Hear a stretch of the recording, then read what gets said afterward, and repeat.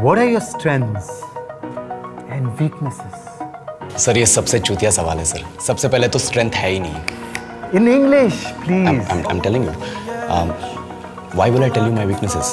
मैं आपको अपने स्ट्रेंथ वीकनेस के नाम पे बताऊंगा। You know, जैसे English. I'm a perfectionist. मैं वर्कोहॉलिक हूँ। मैं इनोसेंट। English. चुप बैंक क्या लौड़े? क्या इंग्लिश इंग्लिश इंग्लिश लगा रखा है बे? 4 साल का था मैं जब मेरे पापा जबलपुर में किसी हलवाई के यहाँ काम करते थे। खुद तो कभी स्कूल गए नहीं, इसलिए अपनी गांड घिस घिस के मुझको स्कूल में भर्ती करवाया। अब कहने के लिए तो वो इंग्लिश मीडियम स्कूल था, लेकिन साले हमारे टीचर लोग खुद हिंदी में बात करते थे। हमारे स्कूल के लड़के एक दूसरे से यो व्हाट्स अप डॉग ऐसे बात नहीं करते। क्या भोगरा तेरा लंडा आज कर रहे हैं? ऐसे गले मिलते। किसी तरह रट्टा मार मार के 10th तक पहुंचे तो पता चला कि जिंदगी में सफल होने के लिए एक ही तरीका है और वो है engineering.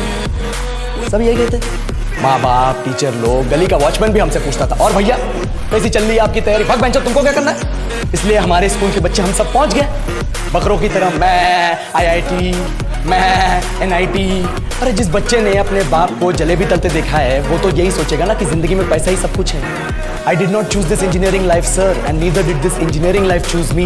It was shoved down my throat by my teachers while my hands were tied to my back by my friends and my parents watched in silence. और इंग्लिश सुनेगा तो मादरचोद तो सुन। 10th के बाद 2 साल लग गए इस कॉलेज में घुसने के लिए, कोचिंग में निकाल दिए। ना कुछ खेले ना कुछ सीखे, और 2 साल बाद जब यहाँ पहुंचे तो पता चला कि बड़े शहरों के कॉन्वेंट स्कूल के पढ़े बच्चे जब अंग्रेजी में बात करते हैं तो मरे हुए फूल भी खिल उठते हैं। हवा में ऑक्सीजन की मात्रा बढ़ जाती है इनकी अंग्रेजी से। और पूरे कॉलेज की लड़कियां इन इंग्लिश स्पीकिंग लड़कों को अपना जीवन साथी .com मान चुकी है। तुझे क्या लगता है? मुझे कभी लगा नहीं कि मैं अपनी अंग्रेजी पे काम करूं, अपने पर्सनालिटी पे काम करूं। बहुत लगा। ये चूतिया इंडस वैली सिविलाइजेशन का जो एजुकेशन सिस्टम बिठा के रखे हो, जिसमें हर साल में 10 सब्जेक्ट, हर सब्जेक्ट में theory, practical, viva, lab work, external, internal, majors, minors, assignment, project, thesis, गांड मार के रखी हमारी। महीनों तक नहाना भूल जाते हैं हम लोग, और फिर हमारा परसेप्शन बना देते हो कि हम ऐसे ही रहना चाहते हैं। अब इस साल में एक बार कल्चरल फेस्टिवल आता है, एक बार, उसके लिए भी प्रोफेसर से भीख मांगनी पड़ती है। अरे बिना इंग्लिश बोले, बिना लड़कियों से बात किए कौन गांडू रहना चाहता है वैसे?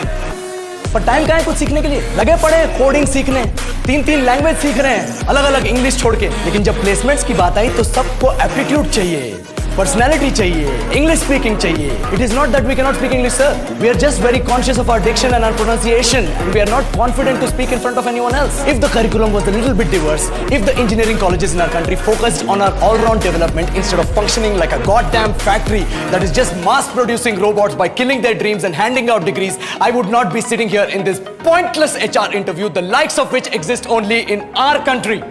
ये लो सर, बोल दिया मैंने 4 और लाइन अंग्रेजी में। अब बताइए,